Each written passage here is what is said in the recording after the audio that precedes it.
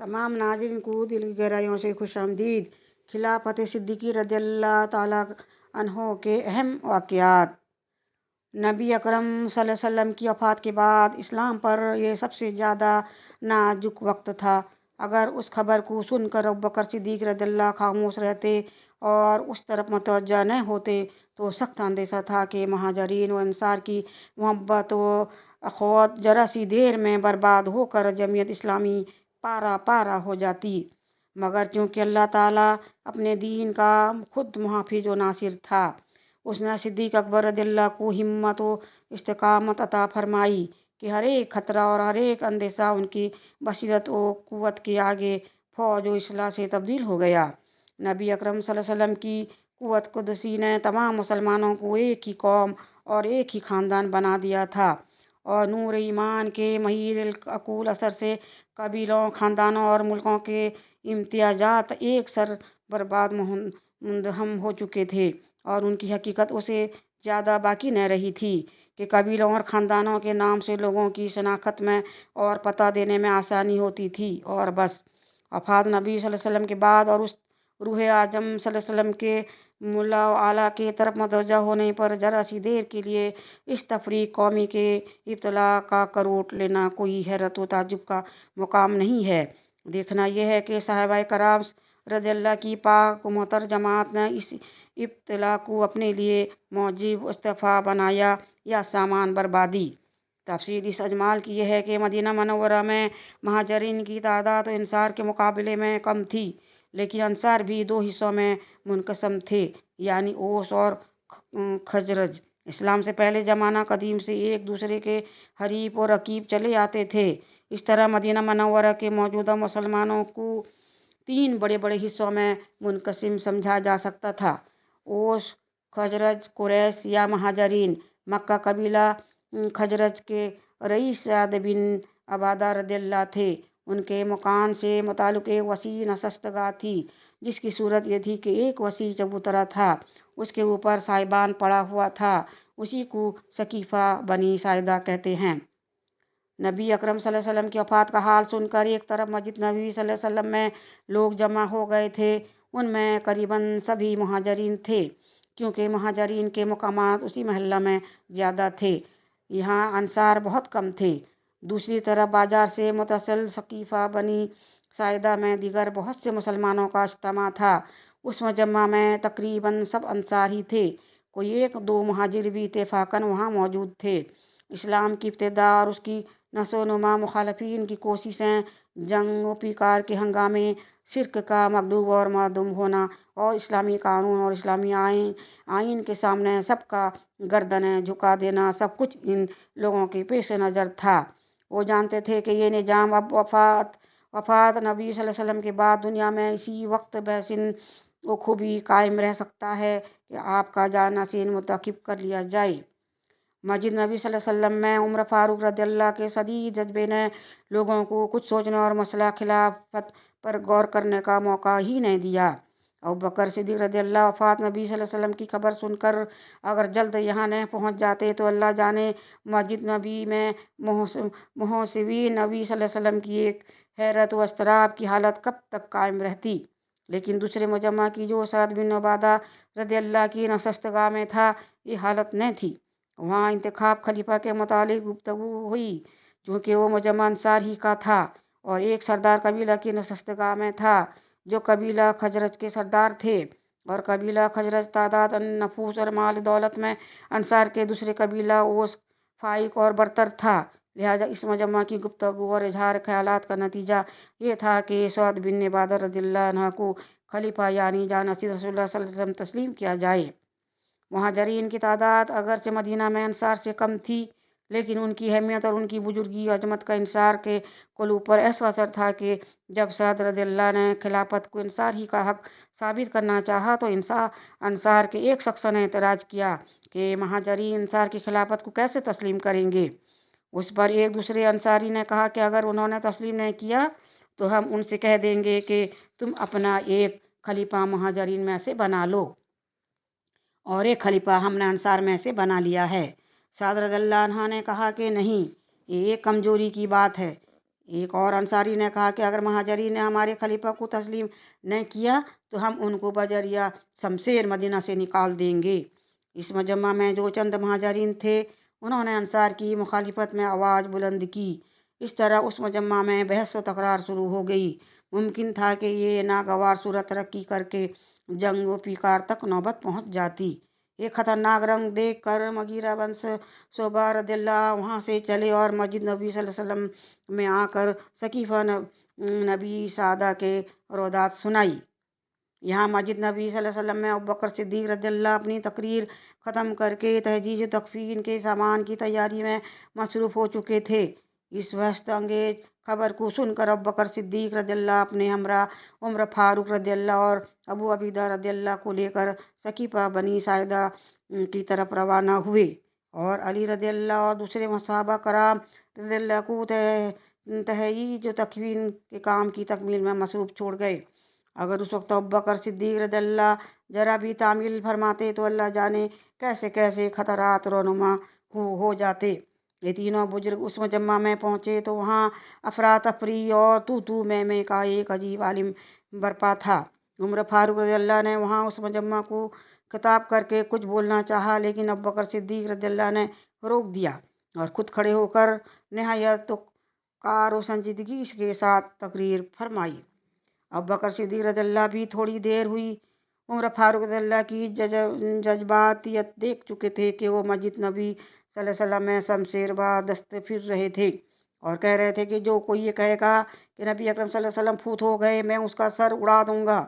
لہٰذا ابوبکر صدیق رضی اللہ کو اندیشہ ہوا کہ یہاں بھی کہیں فرط جوش اور پھور قوم میں کوئی اس قسم کی بات نہ کہہ گزریں۔ لہٰذا انہوں نے خود مجمع کو مخاطب فرما کر تقریر شروع کی اور اسی کی ضرورت تھی۔ چنانچہ انہوں نے فرمایا، اول مہاجرین عمرہ ہوں گے اور انصار روجرا۔ آپ کی تقریر سن کر حباب بن المنذر الجموح رضی اللہ نے فرمایا، مناسب یہ معلوم ہوتا ہے کہ ایک امیر ہم میں سے ہو اور ایک تم میں سے۔ عمر فاروق رضی اللہ نے حباب انصاری رضی اللہ کو جواب دیا کہ تم کو خوب یاد ہوگا کہ نبی اکرم صلی اللہ علیہ وسلم نے مہاجرین کو وصیت کی ہے کہ انصار کے ساتھ نیک سلوک کرنا، انصار کو وصیت نہیں کی کہ مہاجرین کے ساتھ رعایت کا برتاؤ کرنا۔ یہی اس بات کی دلیل ہے کہ حکومت خلافت مہاجرین میں رہے گی۔ حباب بن المنذر رضی اللہ نے فوراً عمر فاروق کے کلام کو قطع کیا اور خود کچھ فرمانے لگے۔ نتیجہ یہ ہوا کہ عمر فاروق رضی اللہ اور حباب رضی اللہ دونوں زور زور سے باتیں کرنے لگے۔ ابو عبیدہ رضی اللہ نے دونوں کو روکنے کی اور خاموش کرنے کی کوشش کی۔ اتنے میں بشیر بن النعمان بن کعب بن خزرہ انصاری رضی اللہ کھڑے ہوئے اور انہوں نے فرمایا کہ نبی اکرم صلی اللہ علیہ وسلم بے شک قبیلہ قریش میں سے تھے، لہٰذا ان کی قوم یعنی قریش کے لوگ ہی خلافت کے زیادہ مستحق ہیں۔ ہم لوگوں نے بے شک دین اسلام کی نصرت کی اور ہم سابق بالا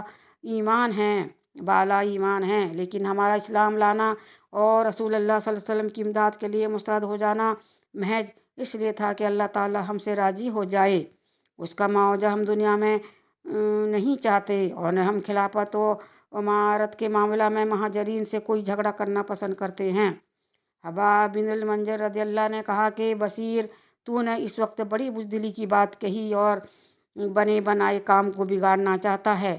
بشیر رضی اللہ نے کہا کہ میں نے بزدلی کا اظہار نہیں کیا، بلکہ میں نے اس بات کو ناپسند کیا ہے کہ ایک ایسی قوم ہے خلافت اور امارت کے متعلق جھگڑا کرو اور جو خلافت و امارت کی مستحق ہے۔ کیا اے حباب، تو نے سنا نہیں کہ نبی اکرم صلی اللہ علیہ وسلم نے فرمایا کہ علامت من قریش امام قریش میں سے ہوں گے؟ بشیر رضی اللہ کے اس کلام کے بعد دوسرے انصار نے بھی تائید کی اور اس عظیم قوم نے اپنے دینی اور مادی جذبات اور خدمات کو اپنے دینی اور روحانی جذبات پر غالب نہ ہونے دیا۔ حباب بن المنذر رضی اللہ بھی یہ باتیں سن کر خاموش ہو گئے اور انہوں نے فوراً اپنی رائے تبدیل کر لی۔ ان کے خاموش ہوتے ہی ایک لخت تمام مجمع پر سکون و خاموشی طاری ہو گئی اور خلافت کے متعلق مہاجرین و انصار کا نزاع یکایک دور ہو گیا۔ ابوبکر صدیق رضی اللہ نے فرمایا کہ یہ عمر اور ابو عبیدہ موجود ہیں، تم ان دونوں میں سے ایک کو پسند کر لو۔ ابو عبیدہ رضی اللہ اور عمر فاروق رضی اللہ نے کہا کہ نہیں، अबू बकर सिद्दीक महाजरीन में से सबसे अफजल हैं। ये गार में रसूलुल्लाह सल्लल्लाहु अलैहि वसल्लम के रफ़ीक थे। नमाज की इमामत कराने में रसूलुल्लाह सल्लल्लाहु अलैहि वसल्लम ने उनको अपना कायम मुकाम बनाया। हालांकि नमाज अमूर दीन में सबसे अफजल से है। बस उम्र फारूक रज़ियल्लाहु ने अबू बकर सिद्दीक रज़ियल्लाहु के हाथ पर बैत की और उनके बाद अबू अबीदा और बशीर बिन साद अंसारी रज़ियल्लाहु ने बैत की। फिर तो ये कैफियत पैदा हो गई कि चारों तरफ से लोग बैत के लिए टूट पड़े। ये खबर बाहर पहुंची और लोग सुनते ही दौड़ पड़े। गर्ज तमाम मुहाजिरीन व अंसार ने अबू बकर सिद्दीक रज़ियल्लाहु के हाथ पर बला इख्तिलाफात मुंतफा तौर पर बैत कर ली। अंसार में से सिर्फ साद बिन अबादा रज़ियल्लाहु ने और मुहाजिरीन में से उन लोगों ने जो तहजीज तकफीन के काम में मसरूफ़ थे उस वक्त सकीफ़ा बनो साइदा में बैत नहीं की। साद रज़ियल्लाहु ने थोड़ी देर बाद उसी रोज़ अबू बकर सिद्दीक रज़ियल्लाहु के हाथ पर बैत कर ली। अली रज़ियल्लाहु और जुबैर तल्हा रज़ियल्लाहु ने मुहाजिरीन में से 40 रोज़ तक महज इस शिकायत की बिना पर बैत नहीं की कि सकीफ़ा बनु साइदा के बैत में हमको क्यों शरीक मशवरा नहीं किया गया।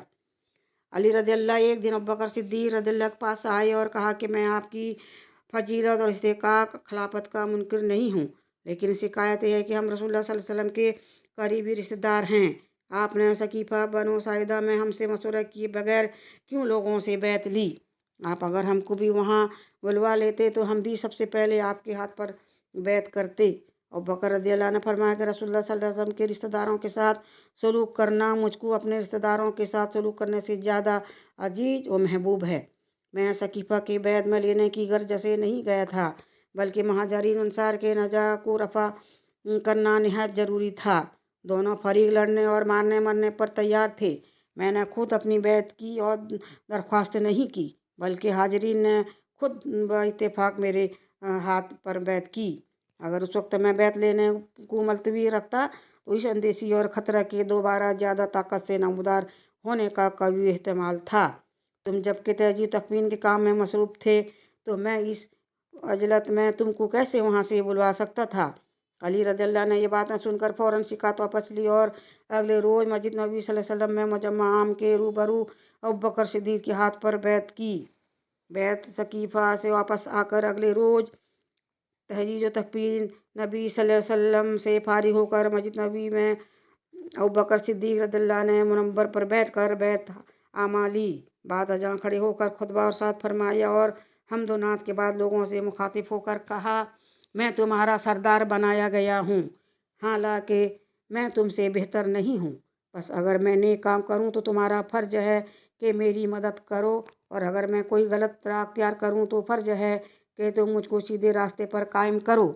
रास्ता गुप्तारी अमानत है और दरूग गोई खयानत। तुम में जो ज़ईफ़ है वो मेरे नज़दीक कवी है जब तक मैं उसका हक़ न दिलवा दूँ, और तुम में जो कवी है वो मेरे नज़दीक ज़ईफ़ है जब तक कि मैं उससे हक़ न ले लूँ। तुम लोग जहाद को तर्क न करना। जब कोई कौम जहाद तर्क कर देती है तो वो जलील हो जाती है। जब तक मैं अल्लाह और रसूल सल्लल्लाहु अलैहि वसल्लम की अताअत करूँ तो तुम मेरी अताअत करो। जब मैं अल्लाह और रसूल के सल्लल्लाहु अलैहि वसल्लम की नाफरमानी करूँ तो तुम मेरा साथ छोड़ दो, क्योंकि फिर तुम पर मेरी अताअत फ़र्ज नहीं। उस रोज़ 33,000 सहाबा कराम रज़ियल्लाहु ने अबू बकर सिद्दीक के हाथ पर बैत की। बैतुल सकीफ़ा के बाद मदीना मनव्वरा और मुहाजिरीन और अंसार में इख्तिलाफात का नाम निशान भी कहीं नहीं पाया गया। जो बैत से चंद मिनट पेशतर मुहाजिरीन और अंसार में मौजूद था, सब के सब उसी तरह से शुक्र और एक दूसरे के भाई भाई थे। ये भी इस अमर की एक सबसे बड़ी दलील है कि सहाबा कराम रिजवान अल्लाह अलैहि अजमईन जो बराह रास्त दरसगाह नबी सल्लल्लाहु अलैहि वसल्लम से मुस्तफ़ीज हुए थे, पूरे तौर पर दीन को दुनिया पर मुक़द्दम कर चुके थे, और दुनिया में कोई ग्रुह और कोई जमात उसके मर्तबे को नहीं पहुँच सकती। जब इस बात पर गौर किया जाता है कि सहाबा कराम रज़ियल्लाहु अन्हुम से 33,000 सहाबा ने एक दिन में बैत खातिर अबू बकर सिद्दीक के हाथ पर बैत की, और फिर तमाम मुल्क अरब और सारे मुसलमानों ने आपको खलीफा रसूल सल्लल्लाहु अलैहि वसल्लम तस्लीम किया, तो खिलाफत सिद्दीकी रज़ियल्लाहु से बढ़कर कोई दूसरा जमा उम्मत नज़र नहीं आता। नबी अकरम सल्लल्लाहु अलैहि वसल्लम की वफ़ात से चंद माह पेशतर यमन व नजद के इलाक़ों में असोदा मुस्लिमा के फितने नमूदार हो चुके थे। उन मुल्कों से वाकिफ भी न होने पाए थे कि झूठे मदया नबूवत सबूत के शैतानी फितने नमूदार हुए और ये नौ मुस्लिम लोग उनके फरेब में आ गए। दखत की तरीब तो वही कैफियत बरपा थी, लेकिन वफ़ात नबी सल्लल्लाहु अलैहि वसल्लम से पेशतर असूदंसी का काम तमाम हो चुका था, मगर यमन की तरफ अभी जहरीले असर और समान फितन काबा कली इस्तेसाल नहीं हुआ था। वफ़ात नबी सल्लल्लाहु अलैहि वसल्लम की खबर तमाम बराजम अरब में निहायत सरत व बरकत अफ्तारी के साथ फैल गई और फैलनी चाहिए थी। इस खबर ने एक तरफ जदीद इस्लाम और मुताज तालीम कबीलों के ख्यालात में तब्दीली पैदा कर दी, दूसरी तरफ झूठे मदियान नबूवत के हौसलों और हिम्मतों में इजाफा करके उनके कारोबार में कुव्वत और तरक्की पैदा कर दी। हर मुल्क हर कौम में वाक़या पसंद और फितना परदाज लोग भी हर ज़माने में हुआ ही करते हैं। इस किस्म के लोगों को भी असर नो अपनी शरारतों के लिए मुनासिब मौका मुयस्सर आए। शोहरत तलब अफराद और हुकूमत पसंद कबाइल भी अपनी मुतालिक नानी और तन आसानियों के लिए तदाबीर सोचने लगे। नतीजा ये हुआ कि हर तरफ से अर्दमदाद की खबरें आनी शुरू हुईं। ये खबरें इस तसलसल और कसरत से मदीना में आई कि उनको सुन सुन कर सहाबा कराम रज़ियल्लाहु की आँखों के सामने मुसाइब आलाम और हमूम व गमूम के पहाड़ थे। उनके दिल व दिमाग पर इतना बोझ पड़ गया था कि उन्होंने अगर दरसगाह नबी सल्लल्लाहु अलैहि वसल्लम और आगोश सल्लल्लाहु अलैहि वसल्लम में सब्र व इस्तिकामत की तालीम ने पाई होती तो उनके और इस्लाम की बर्बादी व जहर यकीनी थी। सिवाय मदीना, मक्का और ताइफ, तीन मकामों के बाकी तमाम बराजम अरब में फितना और इर्तिदा के शौले पूरी कुव्वत और के साथ भड़क उठे थे। साथ ही ये खबरें भी पहुंची कि मदीना मनोरा पर हर तरफ से हमलों की तैयारियां हो रही हैं।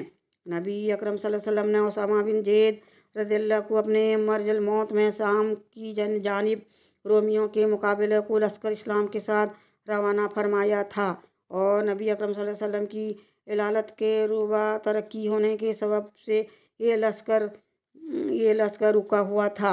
अब बाद वफ़ात नबी सल्लल्लाहु अलैहि वसल्लम अबू बकर सिद्दीक़ रज़ियल्लाहु ने इस लश्कर को रवाना करना चाहा तो साहिबा कराम रज़ियल्लाहु ने अबू बकर सिद्दीक़ से अर्ज़ किया कि ऐसी हालत में जबकि हर तरफ से इर्तिदाद की खबरें आ रही हैं और मदीने पर हमला होने वाले हैं, इस लश्कर की रवानगी को मुलतवी कर दिया जाए।